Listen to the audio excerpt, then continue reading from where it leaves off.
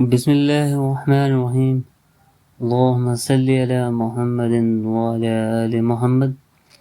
السلام علیکم ورحمۃ اللہ وبرکاتہ۔ ترکی میں قرآن پاک کی توہین کرنے پر عذاب الہی کا اچانک نزول۔ ترکی کے اخبارات میں شائع ہونے والی خبر کی عبرت انگیز تفصیلات۔ ترکی میں گزشتہ سال اگست میں آنے والے زلزلے کے حوالے سے بعض ترکی اخبارات میں شائع ہونے والے واقعات انتہائی عبرتناک ہیں۔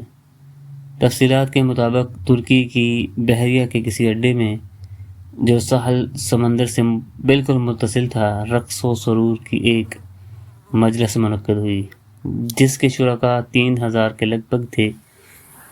وہاں ناچنے اور گانے والیوں کی ایک بہت بڑی تعداد نے شرکت کی اور شراب و کباب کی خوب محفل جمی۔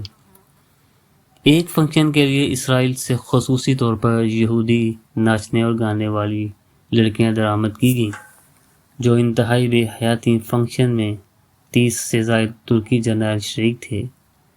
بتایا جاتا ہے کہ اس وقت جب کہ انتہائی بے حیائی اور فحش مناظر پر مبنی مجلس جاری تھی کہ ایک ترکی جرنیل نے ایک کیپٹن کے ذریعہ قرآن کریم کا ایک نسخہ منگوایا اور اس سے پڑھنے کو کہا۔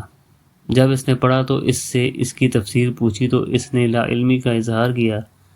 اس کے بعد مذکورہ جرنیل نے قرآن کریم کے نسخے کو لے لیا اور پھاڑ کر ناچتے ہوئے یہودی لڑکیوں کے پاؤں کے نیچے ڈال دیا۔ ساتھ یہ بھی کہا کہ اس قرآن کو نازل کرنے والا کہاں ہے، حالانکہ اس میں یہ بھی ہے کہ ہم نے اس قرآن کو نازل کیا اور ہم اس کی حفاظت کرنے والے ہیں۔ اس قرآن کو اتارنے والے کہاں ہے جو اس کی حفاظت اور اس کا دفاع کرے گا؟ اس دوران اس قرآن کریم کو لانے والے کیپٹن پر انتہائی خوف طاری ہو گیا۔ اچانک وہ تیزی سے بحری اڈے سے باہر آ گیا۔ شاید اس کی وجہ یہ ہو کہ یہ شخص اس بحری اڈے پر آنے والے عذاب کے ابتدائی لمحات کا چشمدید گواہ بن سکے۔ اس کے بعد انتہائی عبرت آموز واقعات اور مناظر پیش آئے۔ بتایا جاتا ہے کہ اچانک ایک خوفناک روشنی نظر آئی جس نے دیکھتے ہی دیکھتے اس پورے علاقے کو اپنی لپیٹ میں لے لیا۔ اس کے بعد سمندر پھٹ پڑا اور اس میں سے آگ کے شعلے بلند ہوئے، ساتھ ہی لوگوں کی پھٹنے کی خوفناک آوازیں بھی آنے لگیں۔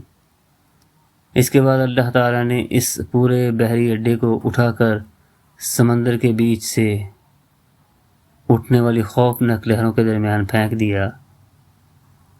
اس کے بعد دوسرے علاقوں کو بھی زلزلے نے اپنی لپیٹ میں لے لیا۔ عجیب بات یہ ہے کہ مذکورہ پروگرام میں شریک ترکی، امریکی اور اسرائیلی فوجیوں اور ناچنے گانے والیوں کی لاشوں کا کچھ پتہ نہ چل سکا کہ وہ کہاں گئیں۔ تمام تر وسائل ہونے کے باوجود اب تک وہ لاشیں سمندر سے باہر نہ آ سکیں۔ قرآن کریم کی بے حرمتی کرنے والے ان لوگوں نے اللہ تعالیٰ کی غیرت کو للکارا تو اللہ تعالیٰ نے انتقام لے لیا۔